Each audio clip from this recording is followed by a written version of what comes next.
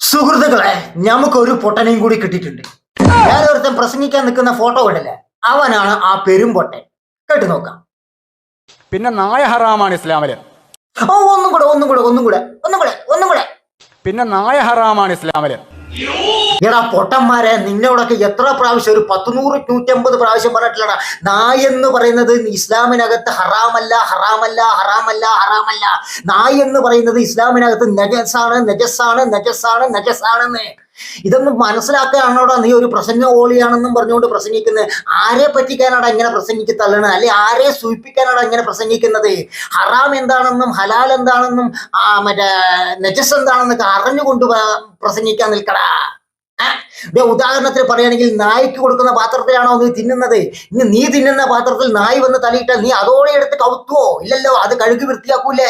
ഇനി അതുമല്ല, നിന്റെ വീട്ടിന്റെ മുന്നിലെ സിറ്റ് ഔട്ടിൽ നായ ഒന്ന് മൂത്രമൊഴിച്ചാൽ നീ ആ മൂത്രത്തിൽ കയറിയിരിക്കുവോ? ഇല്ലല്ലോ, ആ മൂത്രം നീ കഴുകി വൃത്തിയാക്കിയിട്ടല്ലേ അവിടെ കയറിയിരിക്കുള്ളൂ.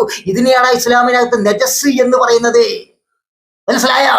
നജസ് എന്താണെന്ന് മനസ്സിലാക്കിയിട്ട് പ്രസംഗിക്കടാ. ഹറാം എന്താണെന്ന് പറഞ്ഞ് മനസ്സിലാക്കി പ്രസംഗിക്കടാ ഊളെ.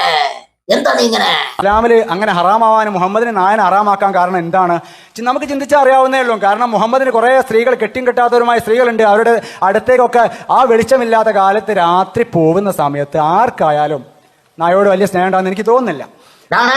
വേട്ടാവിളിയടാ, പണ്ട് നിന്റെ തന്ത കള്ളവടി വെച്ച് നിന്നെ ഉണ്ടാക്കിയ കഥയല്ല ഇസ്ലാമിന്റെ കഥ. മനസ്സിലായില്ലേ? ആ കഥ എടുത്തിട്ട് നീ ഇസ്ലാമിന്റെ തലക്കിടാൻ നിൽക്കണ്ട.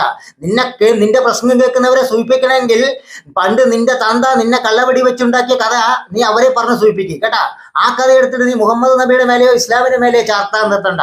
അത് നിന്റെ കുടുംബ പാരമ്പര്യം, നിന്റെ കുടുംബ ചരിത്രം, ആ കഥ പറഞ്ഞ് നീ നിന്റെ പ്രസംഗം കേൾക്കുന്നവരെ സുഖിപ്പിക്കുക കേട്ടടാ. വെട്ടാവിളിയാ, എവിടെന്ന് വരുന്നടാ കഴിഞ്ഞാ നീ ഒരു തേങ്ങ അറിയാതെ?